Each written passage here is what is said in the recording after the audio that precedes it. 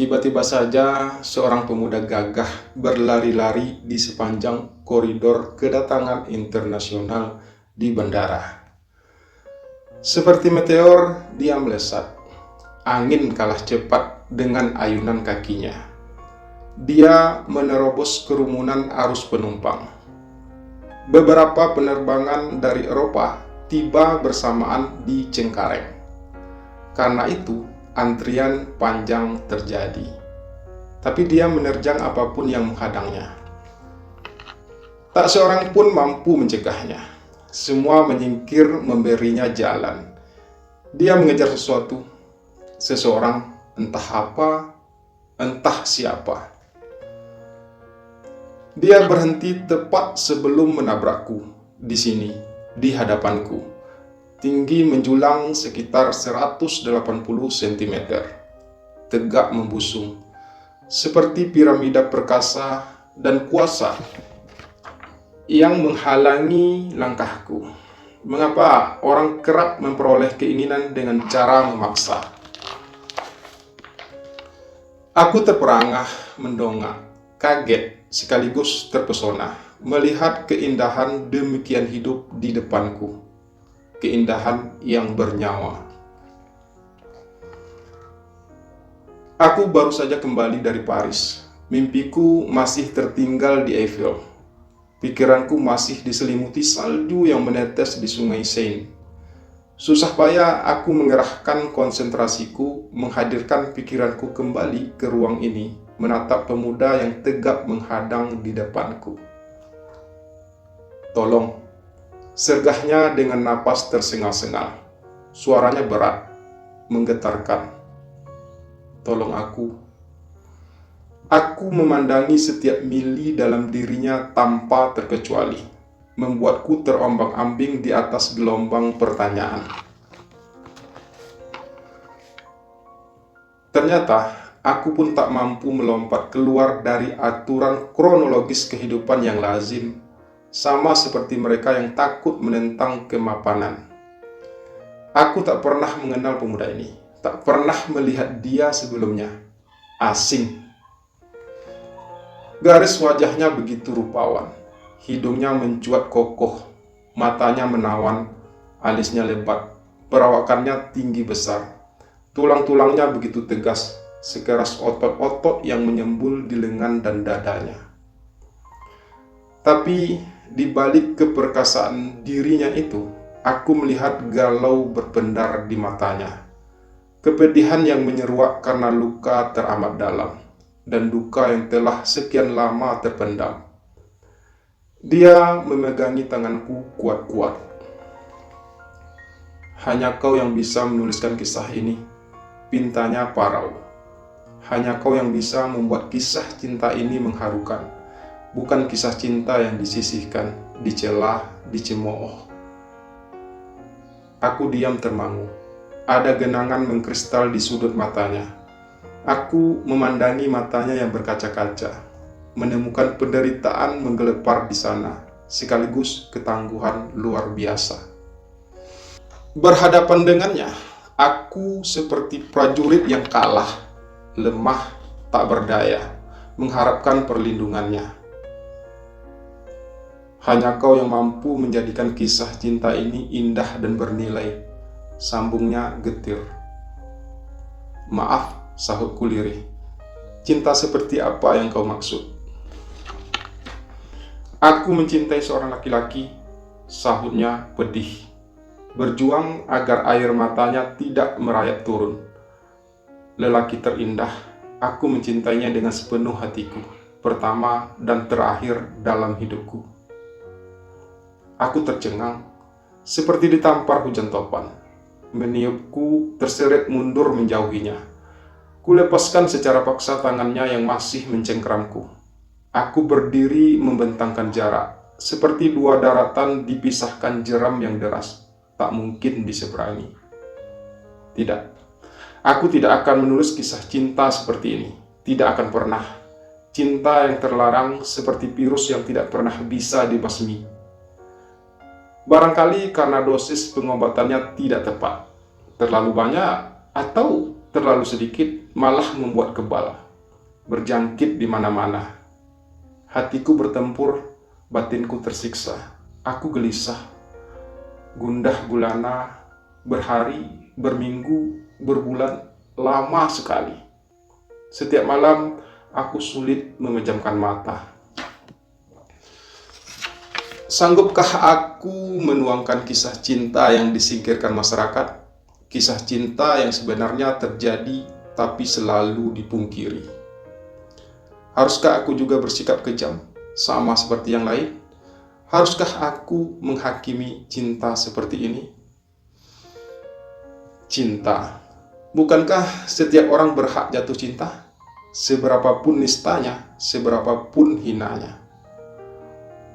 Lamunanku terseret jauh, menghimpun kembali setiap keping kata yang dituturkan pemuda itu. Lalu aku membuka layar laptop dan mulai mengetik, dan merasakan air mataku meleleh.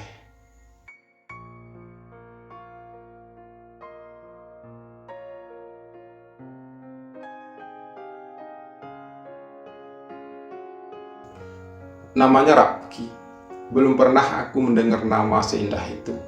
Melafalkan huruf demi huruf yang merangkum namanya, alam seperti mendentingkan komposisi nada dalam alunan simfoni yang menggetarkan.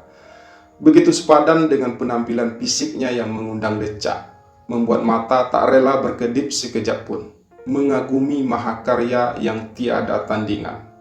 Jantan, gagah, memukau, menggoda. Sejak pertemuan di bendara itu, Rafki menghubungiku. Entah dari mana dia memperoleh nomor ponselku. Entah dari siapa. Aku tidak bertanya. Sekarang ini nomor ponselku beredar cepat di antara pembaca. Menginginkan aku dan tulisanku bukan sekedar cerita yang membelai mata, tetapi menjadi sosok nyata berdimensi yang bisa disentuh, dirasakan, dinikmati. Rafki menelponku untuk mengulangi permintaannya. Hanya satu kali. Tapi sejak itu hatiku menjadi porak-poranda. Tiba-tiba mengharapkan dia menelponku kembali. Entah kenapa aku menantikan suaranya yang berat dan mantap itu kembali mencumbu telingaku. Lagi dan lagi. Tapi dia lenyap seperti awan yang diusir angin. Aku merasa kehilangan.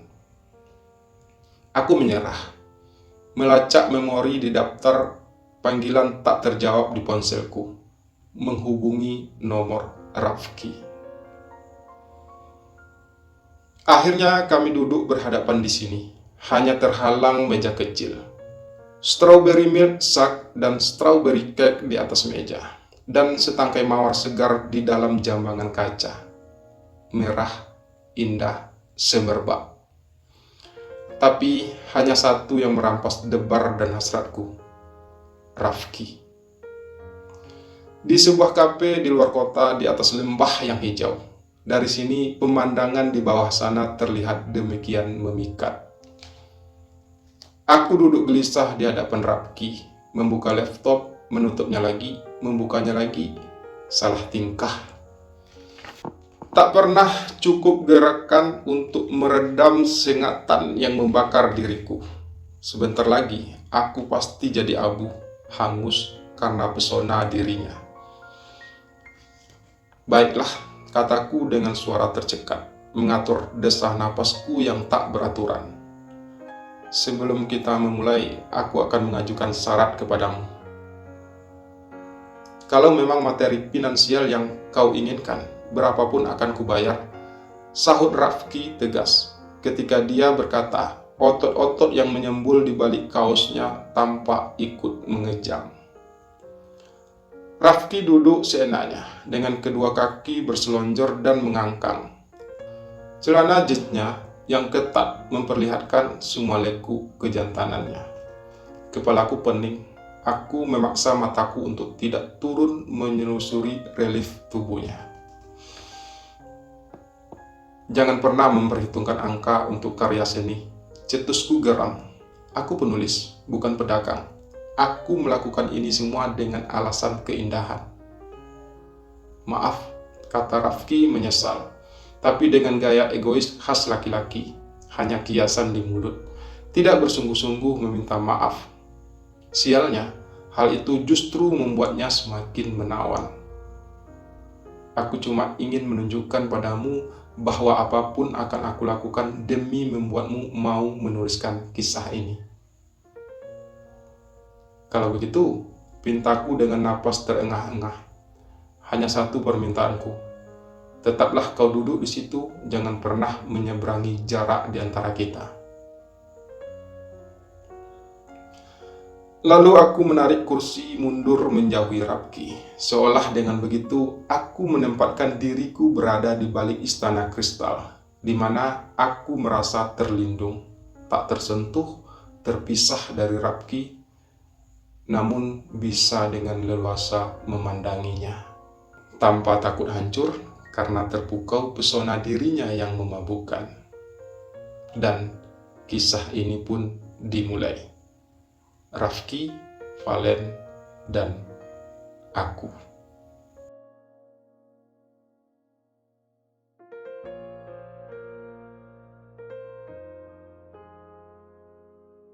Rafki menghempaskan pintu taksi dengan tidak sabar, meskipun taksi itu belum sempurna menepi ke trotoar terminal keberangkatan di Bandara Soekarno-Hatta. Sambil mengentakkan ransel di punggungnya, dia menerjang keluar. Mudah-mudahan belum terlambat, tapi dia sangsi. Sudah 15 menit menyingkir dari angka 8. Jadwal keberangkatannya pukul 8.45. Seharusnya dia sudah check-in minimal 1 jam sebelumnya untuk penerbangan internasional seperti ini. Tadi dia sudah meminta sopir taksi untuk ngebut, tapi jalan macet di Jakarta tak pernah menyisakan sedikit pun udara. Tak bisa bergerak, sekaligus tak bisa bernapas.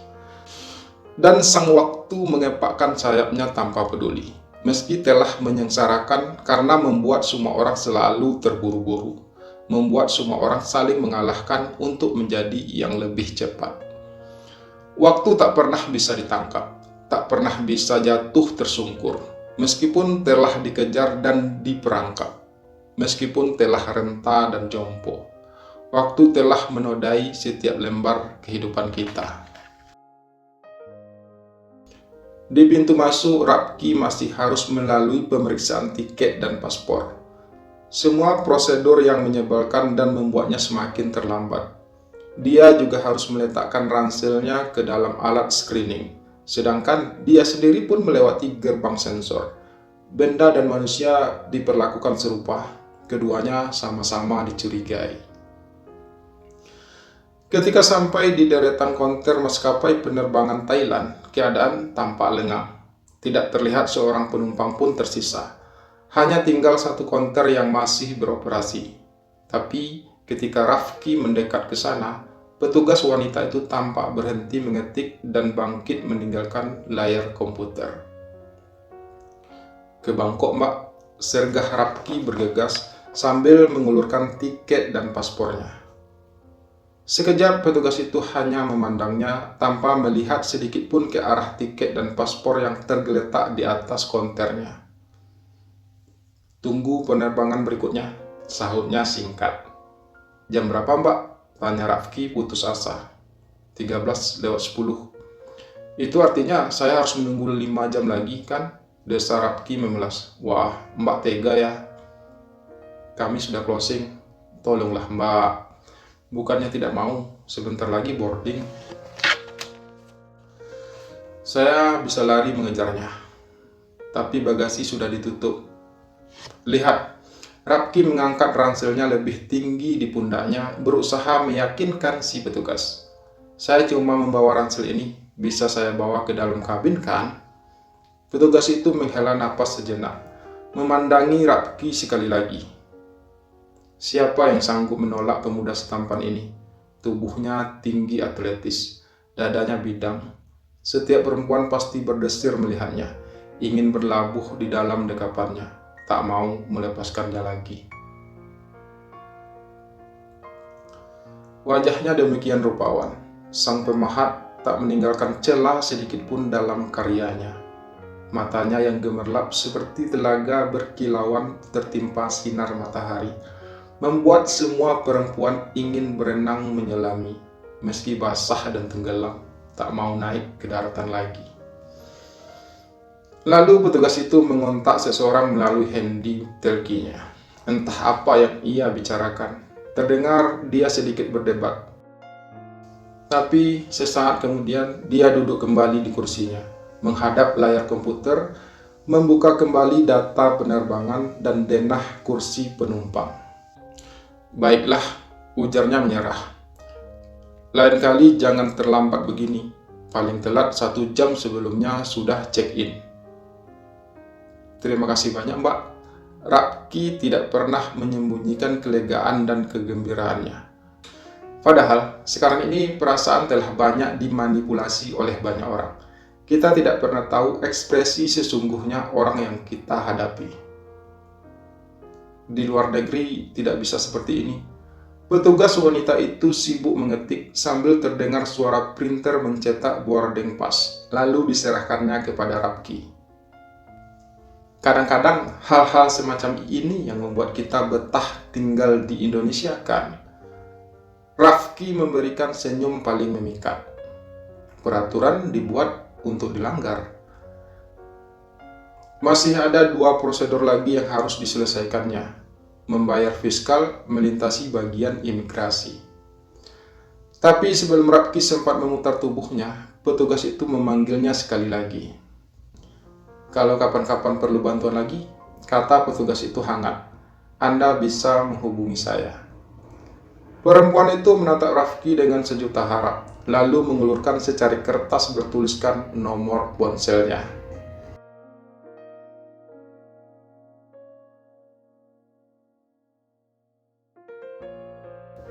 Rafki sampai ke dalam pesawat di saat para penumpang lain sudah mulai duduk di kursi masing-masing. Hanya terlihat beberapa yang masih berjalan di lorong.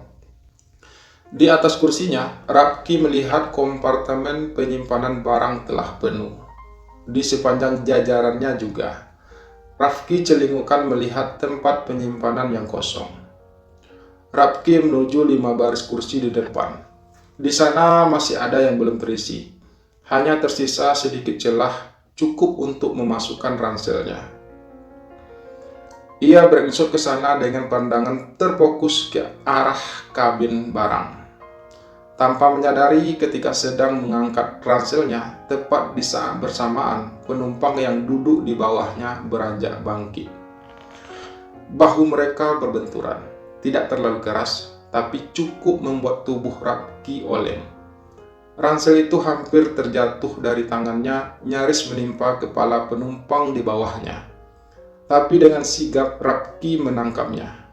Penumpang yang semula ingin berdiri itu langsung terduduk kembali di kursinya. Wajahnya pias menunjukkan penyesalan. Maaf, sergahnya jengah. Saya tidak lihat. Saya mau ke toilet. Rafki hanya melenguh sedikit, melirik tak acuh ke arah pemuda itu. Laki-laki, masih muda. Usianya sebaya dengan Rafki, sekitar 27 tahun. Wajahnya tampan. Penampilannya menarik, gaya anak muda sekarang. Kemeja lengan panjang digulung ke siku dengan celana blue denim. Sweater hangat tampak diikat melingkar di atas pundaknya. Rapi, fashionable, tapi tidak genit. Rafki melongos meninggalkannya, sama sekali tidak berminat membuka percakapan, apalagi berkenalan.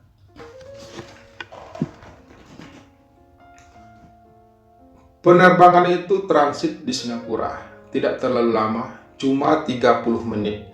Tapi cukup untuk membuat jenuh jika hanya duduk di ruang tunggu. Rafki memutuskan berkeliling di sekitar terminal kedatangan itu. Changi memang salah satu bandara favoritnya.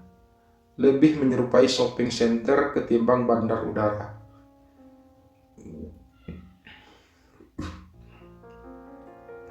Semua kebutuhan gaya hidup tersedia di sini. Elektronik, mainan, fashion, kosmetik, kafe, semua yang telah meracuni kita untuk mengejar materi. Hanya satu tempat yang membuat Rapki betah. Ia pergi ke toko buku Times New Muslim, mengamati jajaran buku New Arrival yang dipajang menarik di rak bagian depan. Di sana dia sempat berpapasan dengan pemuda yang membenturnya di pesawat tadi. Tapi Rafki berusaha tidak melirik. Pemuda itu pun hanya menoleh sekilas. Setelah itu, dia tenggelam pada kesibukannya, membuka majalah-majalah terbaru. Beberapa kali mereka berpapasan lagi. Berselisih arah beberapa kali membuat Rafki mulai hafal wajah pemuda itu. Ia tidak mau melihat, tapi sudut matanya mengamati juga. Sebentuk paras yang rupawan, alur yang membentuk hidung, bibir, dan dagunya demikian menawan. Terlalu halus untuk laki-laki, ketampanannya berbaur dengan kelembutan. Postur tubuhnya ideal, tidak gemuk, tidak kurus, sepadan dengan tingginya yang sekitar 173 cm. Tapi fisiknya tampak lemah dan rapuh. Sekilas tatapan Rafki sempat berbenturan dengan mata pemuda itu yang berkilau. Bulu matanya panjang dan lentik, hampir menutupi seluruh kelopak matanya, tapi tak mampu menutupi getar kesedihan di sana. Rafki dapat merasakannya, dikirim melalui udara yang menyatukan napas mereka, meskipun mereka terpisah oleh jarak. Apa yang tengah dialami pemuda itu? Siapa yang membuatnya tersiksa seperti itu? Lama Rafki memikirkan pemuda itu. Entah kenapa ia jadi lupa memilih buku, lupa membeli coklat, lupa harus memeriksa email di internet corner. Ia lupa segalanya. Rafki berjalan tak tentu tujuan. Lamunannya tersentak ketika mendengar panggilan dari pengeras suara yang memberitahukan agar seluruh penumpang dengan penerbangan ke Bangkok segera berkumpul di ruang boarding. Rafki bergegas memutar langkah menuju gate tempat ia keluar dari pesawat tadi, dan di sana mereka bertemu sekali lagi. Pemuda itu sudah duduk lebih dulu di ruang keberangkatan, dan sekali lagi tatapan mereka bertabrakan. Sekarang senyum membayang di wajah pemuda itu. Lesung di kedua pipinya membuat wajahnya semakin menawan, menggetarkan dada Rafki tanpa izin. Sekilas Rafki berusaha melongos, namun debar di hatinya tak juga menyingkir. Dia berpura-pura mengitarkan pandangannya ke sepenjuru ruangan. Bukan hanya untuk mencari tempat duduk, tapi meredakan keresahannya yang menggelepar ini. Ternyata penumpang sudah berjubel di setiap sudut. Tak ada lagi kursi yang kosong. Terpaksa Rafki mendaratkan tatapannya ke pemuda itu lagi.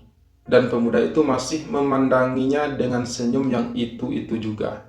Senyum yang membuat Rafki terpesona, terjerat, sekaligus merasa teduh untuk alasan yang tidak dia mengerti. Pemuda itu menunjuk ke arah kursi di hadapannya yang kosong. Terpaksa Rafki membalas tersenyum. Tapi satu hal dia mulai yakin, dia tidak terpaksa ketika akhirnya menjatuhkan tubuhnya duduk di depan pemuda itu. "Saya Palen," kata pemuda itu memperkenalkan diri, mengulurkan tangannya dengan sopan. "Rafki," balas Rafki pendek. Dijabatnya tangan Palen sekedarnya, lalu buru-buru dilepaskannya begitu saja sambil menyembunyikan keterkejutannya. Telapak tangan itu begitu halus, lembut, licin, mengingatkan Rafki pada guci porselen di ruang tengah rumahnya. "Ke Bangkok juga?" tanya Palen membuka percakapan. "Iya," sahut Rafki datar. Setelah itu mereka sama-sama terdiam lagi.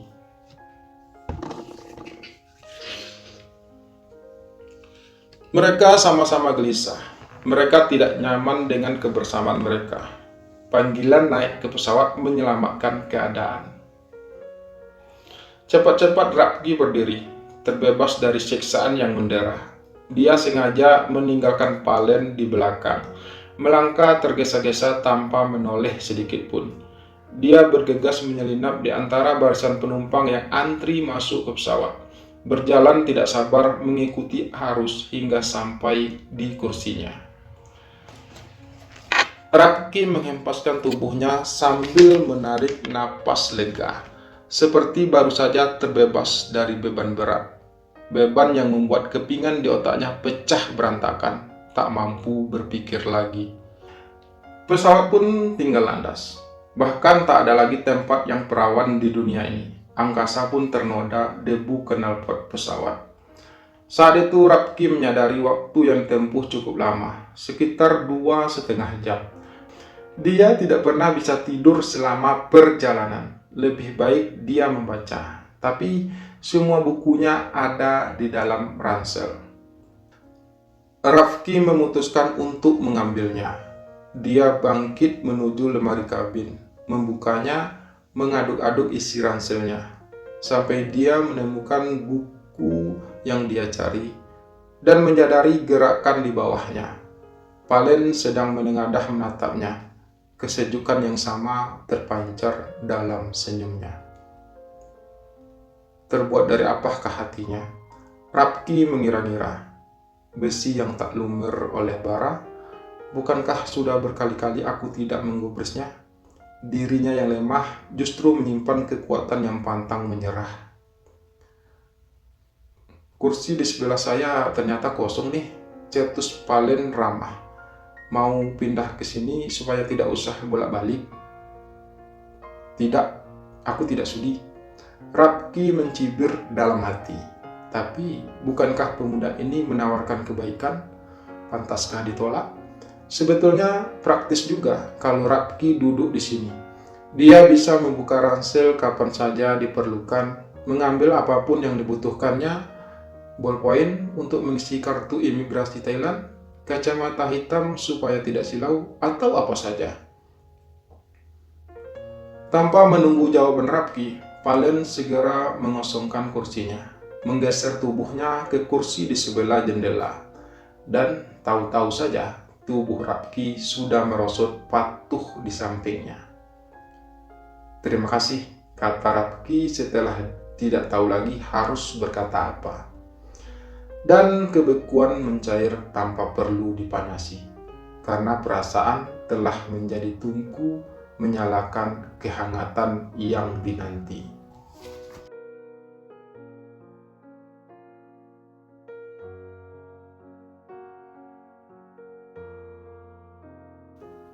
Pramugari datang menghidangkan makanan. Rafki bukan golongan manusia yang lupa jasa orang yang menolongnya. Dia masih tahu sopan santun. Palen sudah menawarinya duduk di sebelahnya. Paling tidak, dia juga harus memberikan balasan perhatian. Dia membantu mengulurkan nampan makanan ke arah Palen. Ketika pramugari menyodorkan minuman, Rafki tertegun sejenak. Ukuran gelas itu terlalu kecil. Bagaimana mungkin dia memberikannya pada Palen tanpa menyenggol? Tapi diulurkannya juga gelas plastik itu kepada Palen. Dan tangan mereka bersentuhan. Hanya sedetik, tapi sedetik yang membakar seluruh jiwa raga. Baik Rafki maupun Palen sama-sama terkejut. Cepat-cepat mereka saling menjauhkan tangan, jika tidak ingin hangus menjadi arang. Refleks, Palen menundukkan wajahnya. Rona merah menjalari wajahnya yang putih bersih, seperti kilau matahari di atas hamparan salju abadi, membuatnya tampak semakin menawan. Dan Rafki terpesona melihatnya, tak habis meneguk cawan keindahan di hadapannya. Getar aneh merayapi hatinya. Baru pertama kali ini dia tidak membutuhkan sebab untuk suatu peristiwa yang terjadi. Memahami tanpa perlu penjelasan. Dia mulai menyukai melihat pemuda ini, meski tak mau, meski tak ingin. Dan detik itu juga Rafki langsung memaki dirinya habis-habisan. Apa yang tengah terjadi? Dia laki-laki normal, tidak mungkin tertarik dengan sesama jenis. Palen jatuh tertidur. Ia tampak lemah. Beberapa kali kepalanya membentur bahu Rafki, mengusik konsentrasi Rafki yang tengah mempelajari pedoman perjalanan dan peta kota-kota di Thailand. Tapi Rafki membiarkannya. Entah kapan dimulainya naluri ini. Ia merasa iba pada Palen. Kondisi Palen yang rapuh membangkitkan sifat kelelakian Rafki yang ingin melindungi. Rafki mulai bosan membaca. Ia menutup buku dan menyimpannya di kantong kursi di depannya. Lalu dia memindahkan tatapannya ke jendela di sebelah Palen, memandangi langit biru tak berbingkai, luntur oleh gugusan awan kelabu. Ternyata bukan untuk itu ia menoleh ke sana. Ia ingin memandangi wajah pemuda itu sekali lagi. Untuk keberapa kalinya kah ini? Rasanya tak pernah tamat lembaran kekaguman yang dibacanya. Dari samping profil wajahnya demikian sempurna, seperti lukisan hasil goresan maestro abad silam. Hidungnya yang mancung adalah tatahan pualam tak tercela. Dagunya landai menawan dan membentuk di bagian tengah seperti samudra berpalung. Kelopak matanya menyerupai bulan sabit. Saat terpejam pun mampu menyinari malam.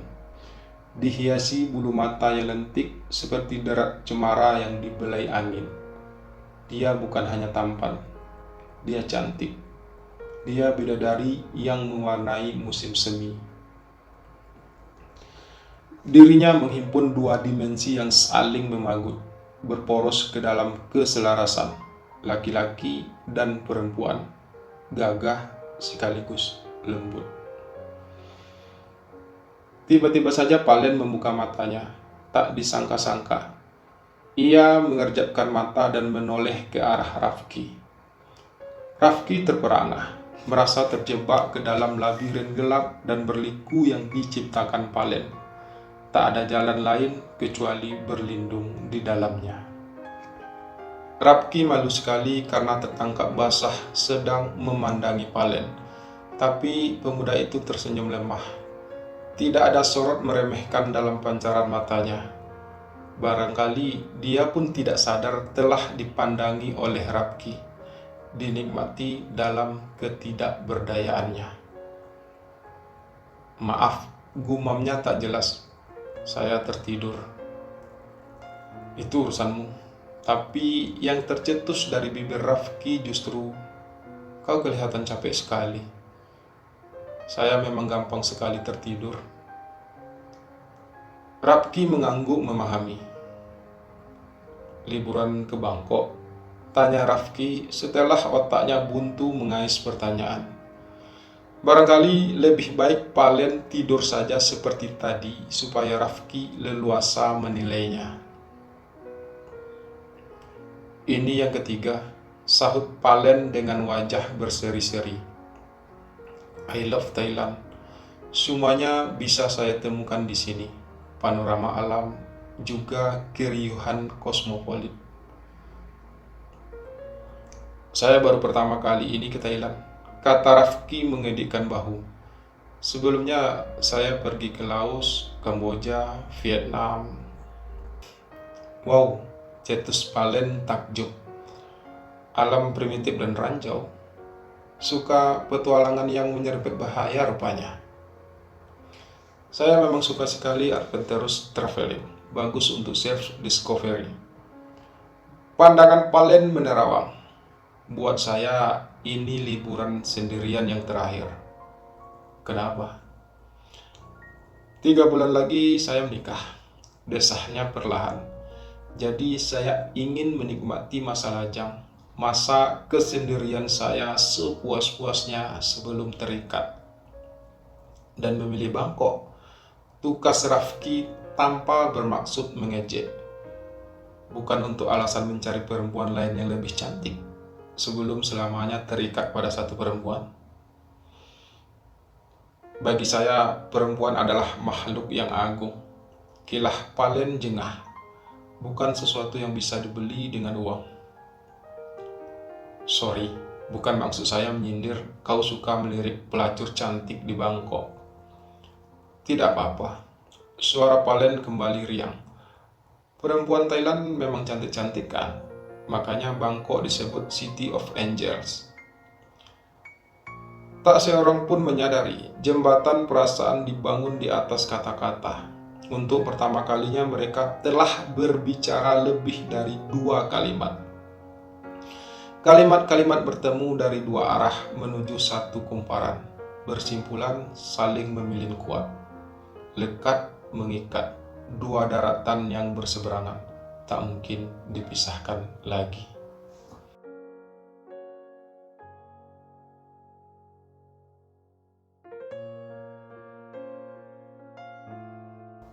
Pesawat mendarat di Bandara Don Muang, Bangkok, sesuai jadwal. Setelah melalui pemeriksaan imigrasi, Palen masih harus mengambil bagasi. Ingin rasanya mulut Rafki mengucapkan selamat tinggal, menjadikan pertemuan hanya kenangan yang menggantung di atas langit. Kelak terhapus deru pesawat yang lain. Tapi mulut tak pernah sependapat dengan kaki. Langkahnya mengikuti kemanapun Palen pergi. Rafki menunggui Palen berdiri di depan bel pengambilan bagasi. Tidak lama kemudian Palen melihat kopernya muncul di atas rel. Segera ia meraihnya dan menaikkannya ke atas kereta dorong. Rafki mengernyitkan keningnya melihat ukuran koper Palen yang cukup besar. Isinya cuma setengah, jelas Palen nyengir, bisa menebak jalan pikiran Rafki. Setengahnya lagi buat bawah oleh-oleh.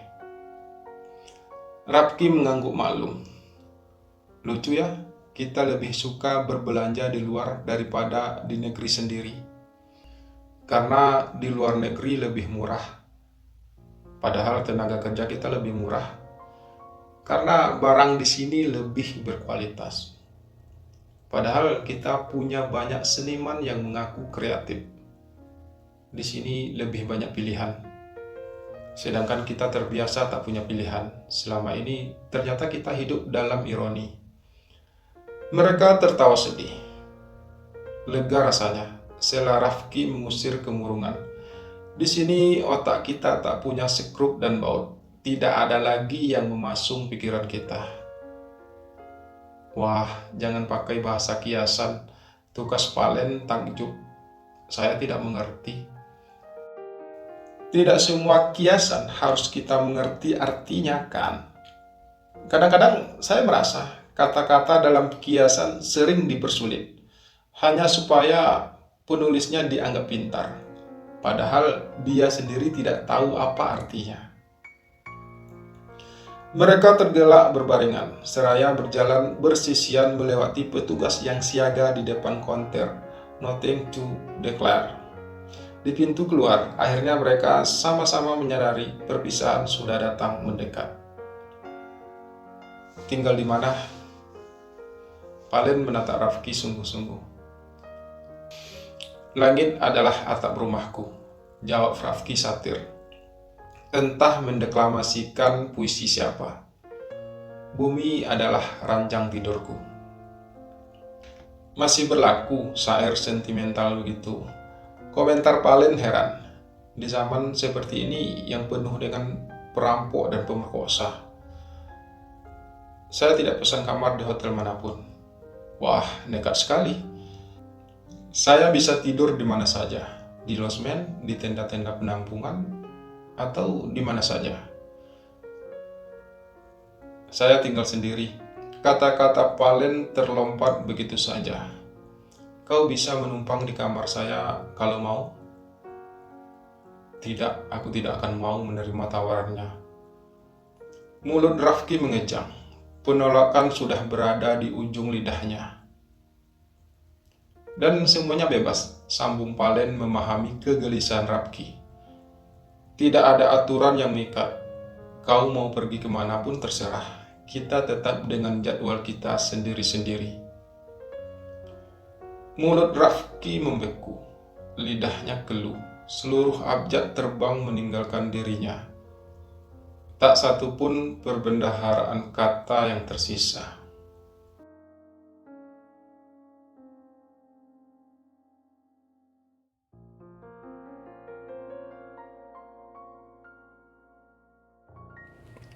Rafki dan Palen diantar dari bandara menuju hotel oleh petugas penjemputan menggunakan limusin hitam berkilat yang besar dan mewah. Petugas itu didampingi sopir perlente yang berseragam setelan jas, dan keduanya memperlakukan mereka seperti tamu kehormatan dari kerajaan tetangga. Rafki terperanjat dan gemas melihat semua fasilitas dan pelayanan yang dipilih Palen. Gaya pemborosan anak pejabat yang paling dibencinya. Protes sudah menyerbu di ujung mulut Rafki, tapi akhirnya ia menyimpan saja semua pertanyaannya. Merasa tidak pantas untuk berdebat, waktunya pun tidak tepat.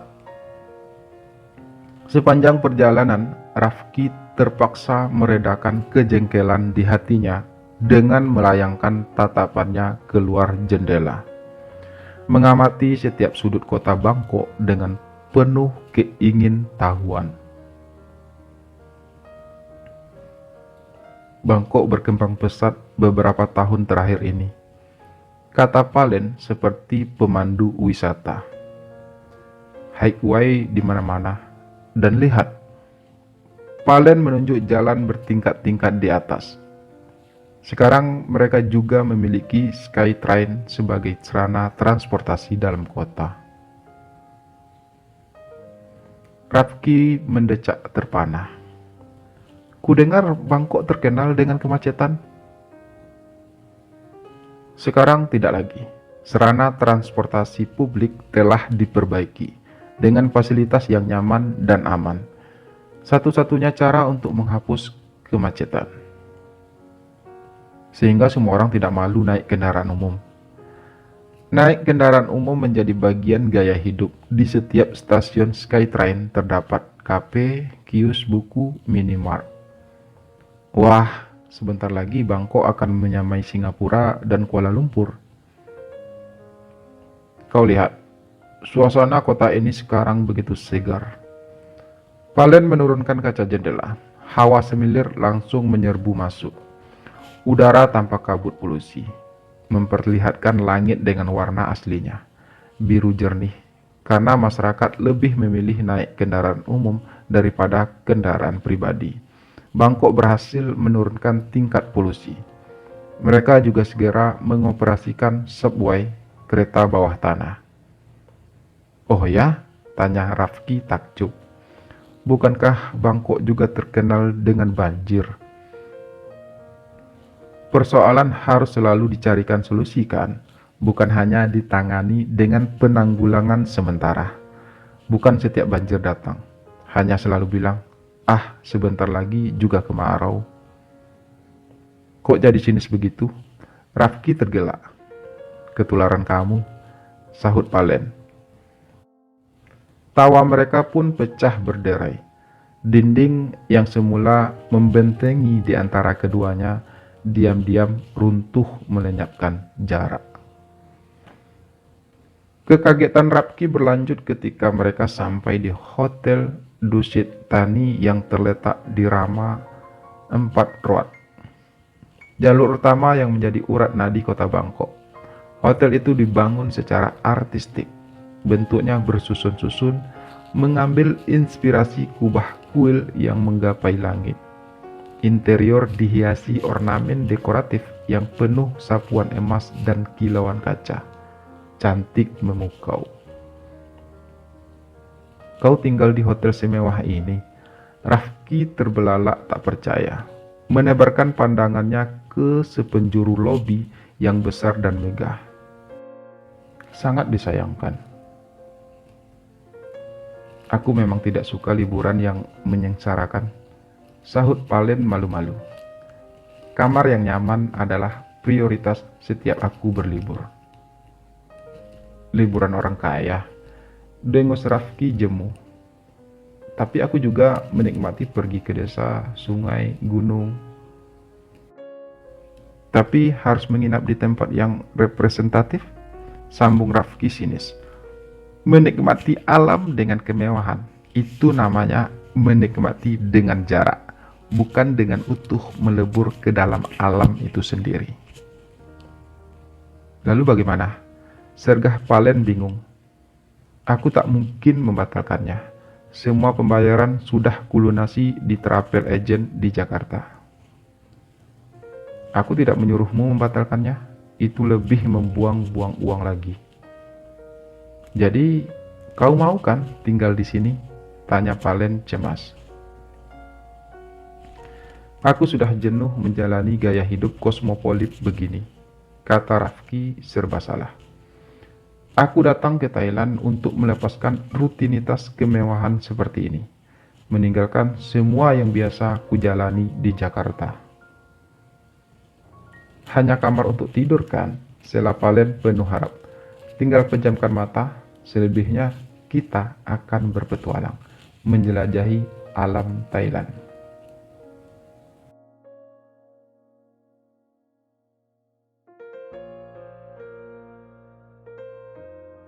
Dan liburan ini menjadi jambangan tempat seluruh kelopak perasaan terhimpun, merekahkan getar yang tak pernah mati. Perjalanan mencatat setiap senti dan detik yang dihayati bersama. Palen lupa dengan semua rencananya. Mahbun Krong dan Siam Skur, area perbelanjaan paling populer di Bangkok, tercoret dari agendanya. Setengah kopernya tetap kosong, tak pernah terisi dengan baju baru dan cenderamata. Tapi ada yang telah terisi. Sebelah rongga hatinya yang dulu hampa, kini telah mereguk harapan dan semangat dari curahan hujan kasmaran. Setetes demi setetes, seteguk demi seteguk, membebaskan dahaga yang dulu terpenjara.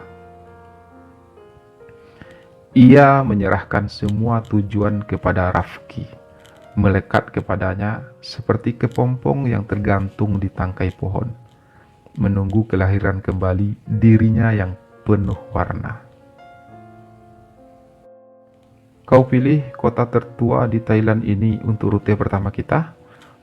Palen mengerjapkan mata, memandangi jajaran stupa berkubah kerucut, bekas istana Raja Ramat Tibodi yang menandai wilayah kekuasaannya berabad silam. Kemana lagi kita harus menelusuri jejak suatu bangsa? Rafki menepuk pundak Palen, mengajaknya tetap berjalan terus, meski harus menginjak debu dan kerikil. Bukalah halaman pertama untuk memulai suatu kisah. Di sana tercatat nama dan tahun, tak bisa diubah meski sampul diganti.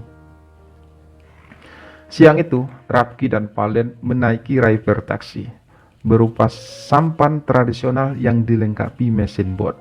Bentuknya meruncing di ujung belakang dan melengkung ke atas di bagian depan, menyerupai liukan tubuh naga. Lambang perahu dihiasi cat dengan warna-warna yang indah, dinaungi tudung pelindung yang juga penuh dekorasi untuk menghalau terik matahari. Membawa Palen dan Rafki membelah sungai Chao Phraya, menyusuri Thonburi, kota original Bangkok. Kota asli di tepi sungai, jauh dari hiruk-pikuk kota besar.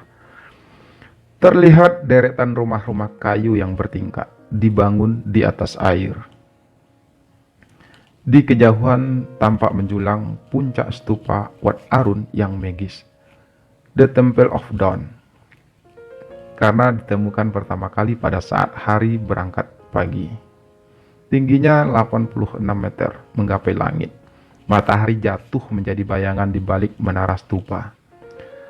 Rafki berdiri perkasa menentang angin di haluan terdepan. Lihat, Ia menunjuk aliran kanal yang meleburkan diri ke arus sungai. Di sini 3 kanal terbesar bertemu menjadi satu. Klong Bangkok Noi, Klong Bangkok Mon, dan Klong Bangkok Yai. 3 yang bersatu menjadi suatu keindahan. Palen terhenyak, seperti diseret ribuan kilometer kembali ke Jakarta, menghadirkan wajah Kinan di hadapannya. Sudah berapa harikah wajah calon istrinya itu terkucil dari tumpukan rak ingatan Palen?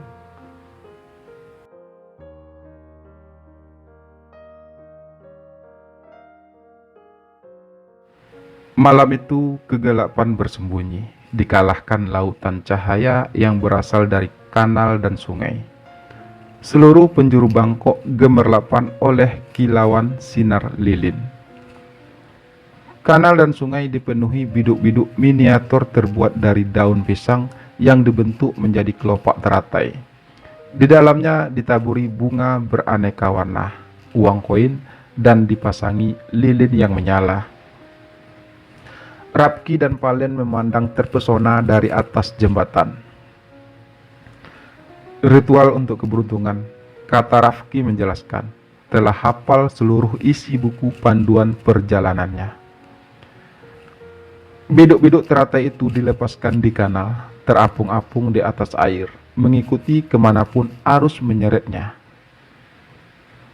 Ayo kita turun, ajak Rafki antusias, tak sadar sampai menggamit tangan Palen. Kita layarkan biduk-biduk kita. Palen tertegun melihat tangannya digandeng, tapi cepat dihalaunya debur yang menyelinap di dadanya. Barangkali hanya suasana romantis yang menghanyutkan Rafki. Palen mengikuti Rafki menuruni jembatan menuju salah satu kios penjual biduk teratai. Lalu kemana perjalanan biduk ini berakhir? Desah Palen dengan pikiran yang mengembara sambil menimang-nimang biduk yang dipilihnya. Ke sungai? Ke lautan? Jawab Rafki sambil berjongkok di tepi kanal, siap melepaskan biduknya ke tempat yang mereka anggap suci dan abadi. Wajah Rafki bermandikan cahaya lilin, tapi ada cahaya yang lebih terang memancar, cahaya dari dalam dirinya, cahaya yang telah sekian lama Palen cari, melimpahinya dengan kehangatan yang terasa abadi. Kuil Wat Saket itu berada di sebelah bukit buatan yang disebut The Golden Mount di Pulau Rattanakosin. Bukit setinggi 78 meter yang pernah menjadi salah satu titik paling tinggi di Bangkok sampai tahun 1960. Di sisi barat kuil terdapat 320 anak tangga untuk mendaki sampai ke puncak bukit. Palen siap menjejakkan kakinya di undakan pertama. Rafki menyenggol sikunya. Sudah memohonkan sebuah harapan, Rafki mengerlingkan mata. Mau tahu apa keinginanku? Palen balas menggoda. Rafki mendorong pundak Palen dengan lembut. Naiklah sambil menghitung. Ketika kau turun nanti, hitung kembali. Jika jumlah anak tangga yang kau hitung sama, artinya harapanmu akan terkabul. Palen menatap Rafki dengan bimbang.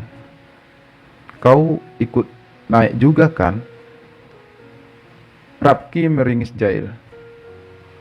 Lalu, apa kau juga mengharapkan aku punya permohonan yang sama denganmu?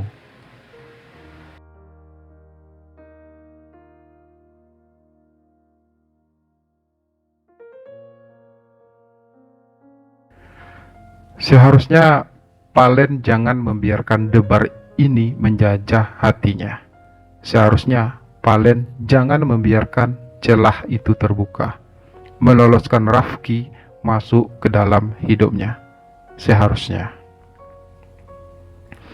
Tapi kehidupan merupakan dermaga, tak pernah bisa memilih kapal mana yang seharusnya berlabuh.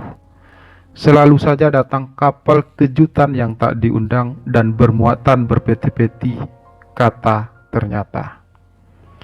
Dan kita hanya bisa rela menerimanya, karena kapal itu sudah terlanjur merapat melepaskan jangkarnya.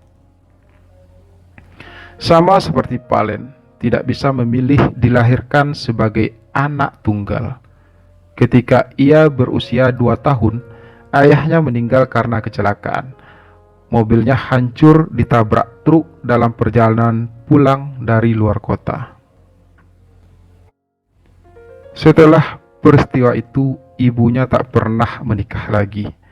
Menyimpan cintanya terkunci di lubuk hatinya. Seorang diri, ia merawat dan membesarkan Palen. Bukankah cinta seorang ibu adalah hujan tanpa jeda? Ia lupa anaknya seorang laki-laki, memiliki dunia yang jungkir balik dengan dunia perempuan. Anak laki-laki tak cukup hanya dibelai, dipeluk, disusui. Hanya hingga usia 6 tahun, anak laki-laki bisa didominasi dan dimiliki ibunya.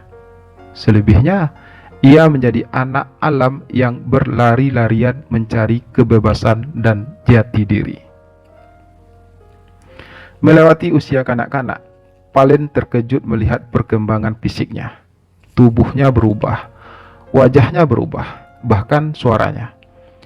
Ia seperti tidak mengenali tubuhnya sendiri yang selama bertahun-tahun sebelumnya hidup di dalam diri Palen cilik. Ia seperti terkurung dalam tubuh seorang lelaki dewasa. Dan bukan ibu yang seharusnya mendampingi anak laki-lakinya menghadapi usia puber. Banyak pertanyaan yang terkebiri di ujung mulut Palen. Mengapa di suatu malam ia terbangun dan mendapati celana dalamnya basah? Mengapa alat kelaminnya selalu mengeras di pagi hari? Mengapa suaranya berubah berat? Mengapa tonjolan di lehernya semakin membesar? Mengapa tubuhnya mulai ditumbuhi bulu-bulu? Mengapa? Pertanyaan-pertanyaan itu berkejar-kejaran di benak Palen, tapi tak pernah mencapai garis finish. Ia terkucil dalam dunianya yang asing, memasuki jalan berliku tanpa rambu. Palen tak merasakan kehangatan dekapan seorang ayah. Setiap hari, ia mempertanyakan senyaman apakah belayan dan pelukan ayah kepada anaknya. Ia merejam dalam kebisuan kepada setiap lelaki dewasa yang lewat di hadapannya. Namun hanya foto usang ayahnya yang hanya bisa diratapi Palen. Ia tak pernah merasakan wujud kehadiran seorang ayah yang bisa disentuh dan dipeluk. Hanya selembar foto, selembar kertas tak bergerak. Palen tak bisa menyaksikan ayahnya beranjak tua di sampingnya. Palen tak memiliki figur lelaki matang untuk dijadikan panutan. Banyak yang ingin ia pahami, banyak yang ingin ia ketahui. Tapi foto itu semakin pudar dimakan rayap waktu. Luntur akibat percikan air mata Palen. Tak akan pernah ada seorang ayah yang mendampinginya dalam kesedihan maupun kebahagiaan.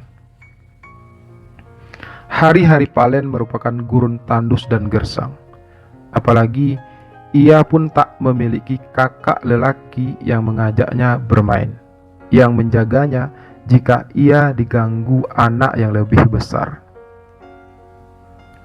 Kerinduan itu berbatu-batu di dasar hatinya. Palen merindukan kehangatan seorang lelaki dalam hidupnya. Ia menantikan, tapi tak berani mencari. Ia menyembunyikan rapat-rapat di relung hatinya yang terdalam. Belasan tahun, ia berjuang membunuhnya, tapi ternyata getar itu tak pernah mati. Tersingkirkan sesaat seperti kaktus di dalam pot. namun justru berbunga dengan indah di atas tanah kering. Setelah lulus sebagai sarjana ekonomi, ia berkarir di bank internasional hingga akhirnya dipercaya menjadi branch manager. Posisinya itu membuat Palen semakin menutupi siapa dirinya. Ibunya menaruh harapan besar kepada Palen untuk meneruskan keturunan, karena dialah anak lelaki satu-satunya. Sampai akhirnya di suatu makan siang, teman sekantor Palen memperkenalkannya dengan seorang marketing eksekutif perusahaan properti. Seorang gadis lembut dan anggun, memiliki rambut indah yang hitam dan panjang tergerai. Kulitnya putih dan halus, wajahnya cantik menawan, matanya bundar dan gemerlap. Sempurna sudah figur gadis impian seperti yang dijual iklan-iklan televisi. Makan siang berlanjut dengan saling menukar nomor ponsel, janjian untuk nonton film di bioskop, makan malam di restoran, dan semua rentetan acara yang mengemban misi bernama penjajakan. Palen resmi pacaran dengan Kinan, resmi membunuh perasaan ganjil dalam dirinya.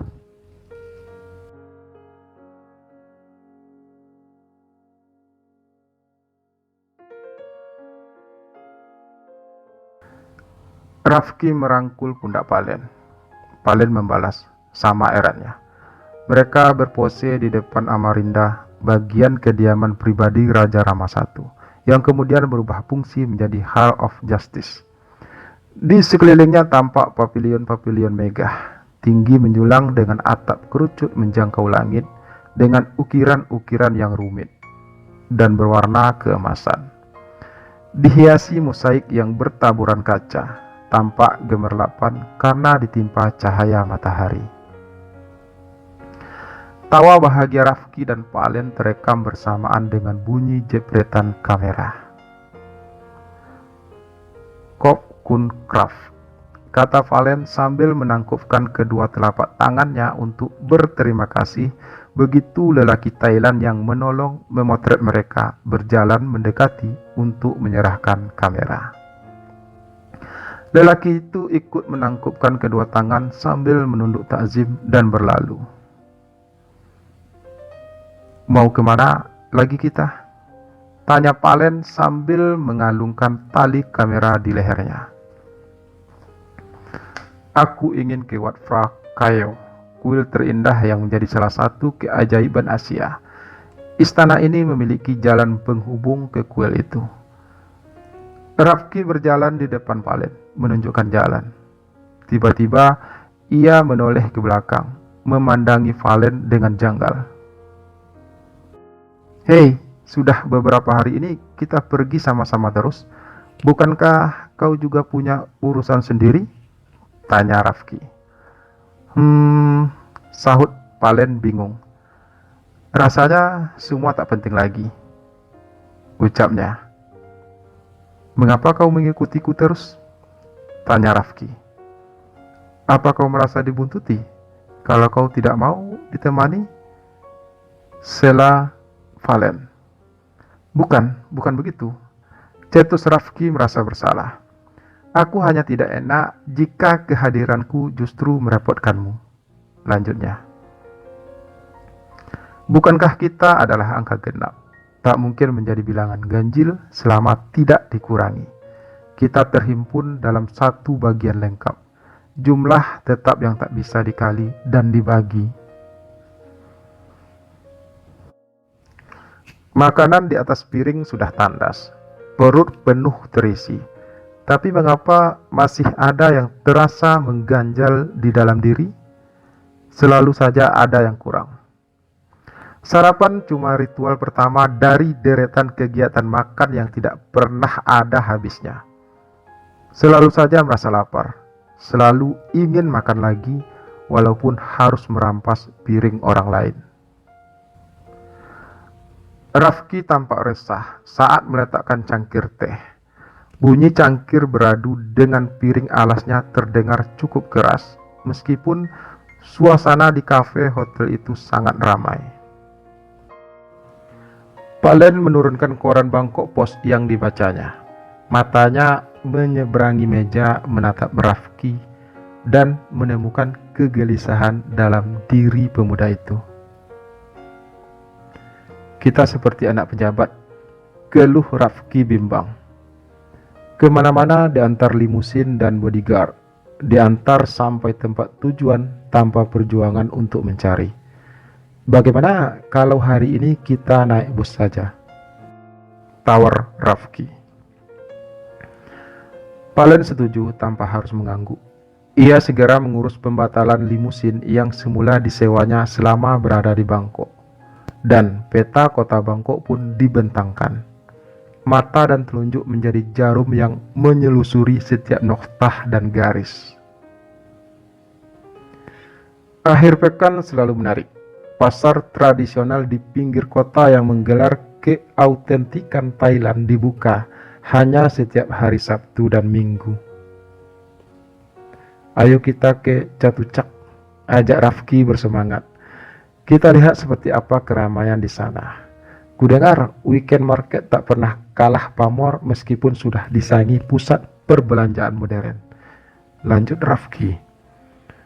Tentu saja, Timpel Palen menambahkan. Kau bisa menemukan semua yang kau cari di pasar tradisional dengan harga yang sangat murah, baru maupun bekas, modern maupun tradisional, pakaian, buku, kerajinan tangan, barang-barang antik, sampai kucing peranakan yang cantik. Lanjut Palen lagi. Wow, sergah Rafki kagum. Tidak heran, roda perekonomian di sini pesat sekali. Lanjutnya. Mikro dulu diperbaiki, baru makro kan? Sahut Palen sok berteori.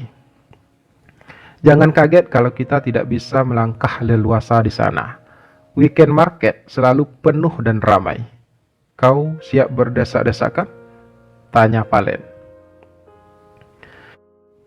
Dan perjuangan berat dimulai dengan berdesak-desakan di dalam bus. Bergelayutan, panas, pengap. Palen terimpit di sana-sini, hingga akhirnya melekat tak berjarak ke tubuh Rafki yang berdiri kokoh di hadapannya. Tak terasa lagi panas yang menyengat. Palen justru merasakan kesejukan meresap ke dalam dirinya. Mencari tempat yang dituju dengan usaha sendiri memang menantang dan menggairahkan, tapi ternyata menyita energi dan tenaga.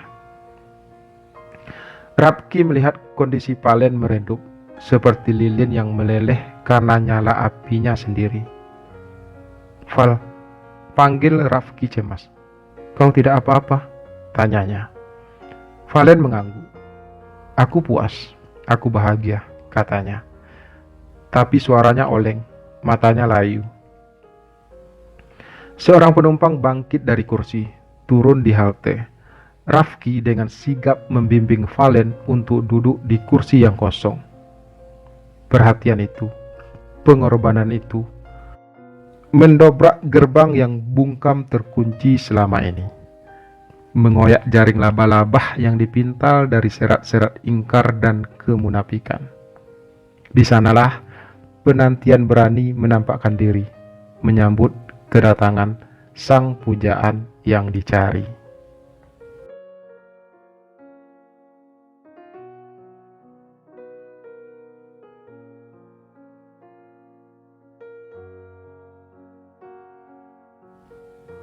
Malam menyisakan raut rembulan yang murung. Awan kelabu meratap disingkirkan kelam, seperti cinta yang mengais harapan. Di kamarnya yang besar dan mewah, Palen tak bisa memejamkan mata. Lampu master telah padam, gelap selalu merambatkan kegelisahan yang menyesakkan. Hanya lampu kamar mandi dibiarkan menyala. Dari celah pintunya yang terbuka, garis-garis cahaya menerobos masuk ke kamar tidur. Remang-remang tapi cukup jelas bagi Palen untuk melihat Rafki yang berbaring di sebelahnya. Rafki tidur pulas dalam keadaan telentang, mengenakan pakaian sekedarnya. Kaos ketat yang tipis tanpa lengan, celana boxer yang sempit dan pendek sebatas pangkal paha, memperlihatkan relief tubuhnya yang penuh tonjolan otot dan lekukan. Bahkan dalam tidur pun ia tampak begitu menggetarkan. Palen membolak-balik tubuhnya dengan gundah. Desah napasnya tak beraturan, menahan beban yang bergunung di hatinya. Bergetar, jemari Palen merayap di atas spray. 1 mili sebelum menyentuh tubuh Rafki, tangan Palen mengejang, berhenti sebelum waktunya. Sekali lagi Palen mencoba.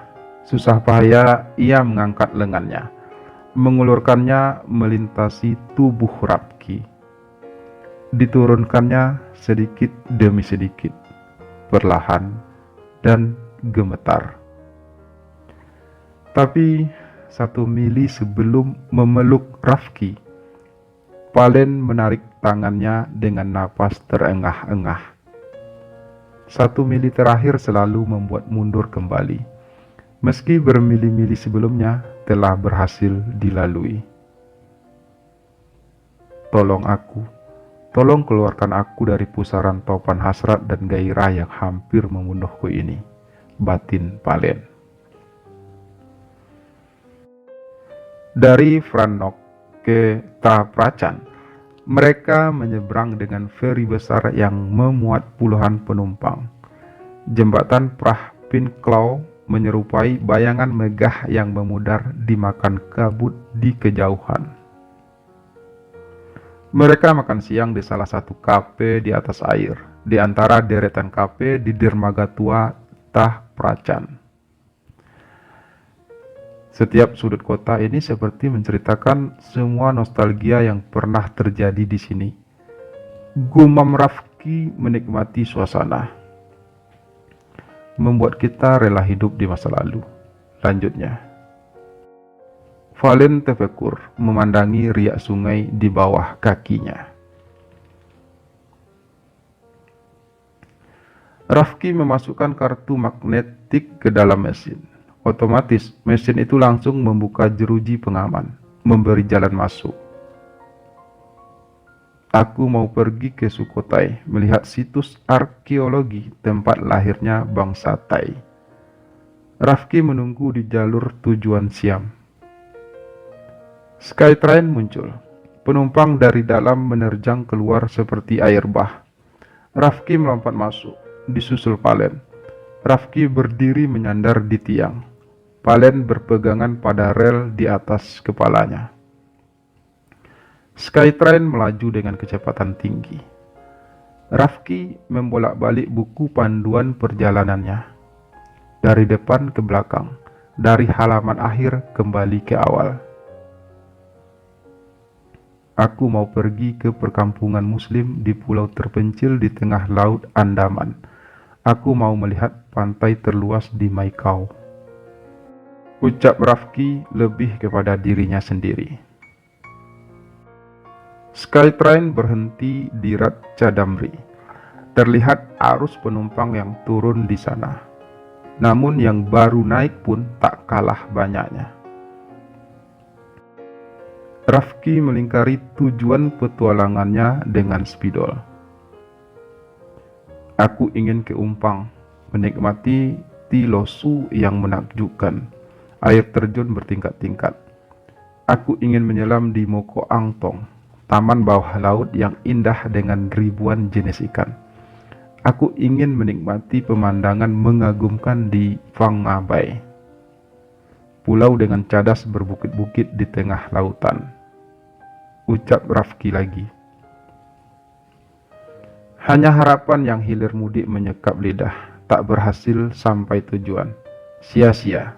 Rafki menghela napas, putus asa, tak berdaya. Ia menutup buku perjalanan yang dipegangnya. Tapi tak mungkin kita pergi jauh dari kota Bangkok, karena itu artinya kita harus menginap di sana. Keluh Rafki gusar. Kita jadi tak bisa pergi kemana-mana, gara-gara kau sudah membayar lunas semua biaya menginap di hotel. Lanjutnya lagi. Valen diam tak menjawab. Sekali lagi Rafki mendesak.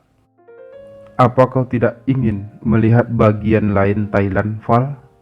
Apa kau puas hanya berputar-putar di sekitar Bangkok? Bibir Valen terkurung, meski hatinya meronta-ronta. Pagi mereka lahir kembali setelah bersembunyi, merebut sisa kekuasaan malam di kaki langit. Rafki menjebak tirai kamar. Sinar matahari pagi menerobos tanpa izin. Ayo bangun, kata Rafki menoleh ke tempat tidur. Melihat Valen masih tergolek nyaman di balik selimut. Kita olahraga, lanjutnya. Valen menyipitkan matanya yang silau. Sambil menguap, ia berkata malas. Oh ya, fasilitas di hotel ini kan lengkap. Kau bisa fitness, berenang, ucap Valen. Rafki menarik paksa selimut yang menyelubungi Valen, menatapnya sambil mendekapkan kedua lengan di dada, persis seperti jagoan yang menantang bertempur. Oh, maksudmu, sergah Valen ngeri. Kau mau olahraga di alam terbuka? Tanyanya. Menghirup udara segar harus dari sumbernya kan? Ancam Rafki. Bukan berkeringat karena AC. Lanjutnya. Monumen itu terletak persis di seberang hotel. Mereka hanya tinggal lari melintasi jalan raya. Pelataran monumen dilengkapi dengan jogging track. Air mancur yang indah memancar di tengah pelataran. Patung Raja Rama VI berdiri tegak menghadang matahari. Setelah melakukan pemanasan, Rafki mengajak Valen melanjutkan ke taman luas yang bersebelahan dengan monumen. Lumpini Park difungsikan sebagai outdoor sport area bagi publik. Alam terbuka dengan pohon-pohon rindang bagi semua jenis olahraga. Rafki berlari penuh semangat. Di belakangnya, Valen tersengal-sengal berusaha mengejarnya. Sekuat tenaga ia berlari. Tetap saja ia tertinggal jauh, tak bisa menjajari Rafki. Rafki melesat seperti panah yang ditembakkan dari busurnya. Tolong Raf, panggil Valen tersengal-sengal. Berhenti dulu, lanjutnya. Tanpa mengurangi kecepatan larinya, Rafki menoleh. Masa baru 3 putaran sudah kehabisan napas, ucapnya. Kau bilang baru 3 putaran, protes Valen sengit. Kurasa aku perlu minum dulu sebelum napasku berhenti, lanjutnya. Valen berbelok ke salah satu kios penjual minuman, membeli 2 botol air mineral, salah satu diulurkannya kepada Rafki. Rafki hanya menegak beberapa kali. Ayo, lari lagi, ajaknya memberi semangat. Valen menggeleng lemah. Tidak Raf, aku tunggu di sini aja, ucapnya. Bagaimana mau sehat kalau malas olahraga begitu? Ejek Rafki kesal. Kurasa taman ini lebih luas dibandingkan Stadion Senayan. Kilah Valen sewot. 3 putaran sudah lebih dari cukup. Aku bukan atlet yang berambisi meraih medali, lanjutnya. Rafki mengangkat bahu sambil mencibir. Kau pikir sehat cuma milik atlet, ucapnya. Ia mengacungkan ibu jarinya ke bawah, membuat isyarat meremehkan. Lalu berlari meninggalkan Valen seperti mobil balap tanpa rem, dan tidak muncul-muncul lagi. Matahari memuncak di atas kepala. Panasnya menyengat. Peluh bercucuran membasahi Valen. Terhuyung-huyung Ia menuju salah satu bangku di bawah pohon yang teduh. Ternyata tempat itu merupakan arena outdoor fitness. Di depannya banyak pemuda Thailand yang sedang melatih otot dengan mengangkat beban. Sebagian bertelanjang dada, sengaja mempertontonkan gumpalan otot-otot yang menggoda mata. Sebagian berpakaian minim. Mungkin kalau diizinkan, mereka lebih memilih tidak mengenakan selembar benang pun. Valen sering bertanya-tanya sendiri, mengapa setiap lelaki bertubuh molek cenderung eksibisionis? Senang pamer keindahan tubuhnya, membuat orang lain yang melihat hanya sanggup meneguk ludah, mengagumi, menginginkan, tapi tak bisa memiliki. Lama Valen termangu seorang diri, sampai suara yang dikenalnya merusak lamunannya. "Hei, sedang apa kamu?" Tiba-tiba Rafki menepuk pundak Valen dari belakang. "Oh, Raf." Valen tersentak kaget. Malu dipergoki sedang menikmati pemandangan tubuh-tubuh kekar di depannya. "Kemana saja kamu? Jangan pernah tinggalkan aku lagi, Raf," ucapnya tanpa sadar. "Hanya engkaulah yang terindah di antara semua lelaki yang indah," lanjutnya membatin.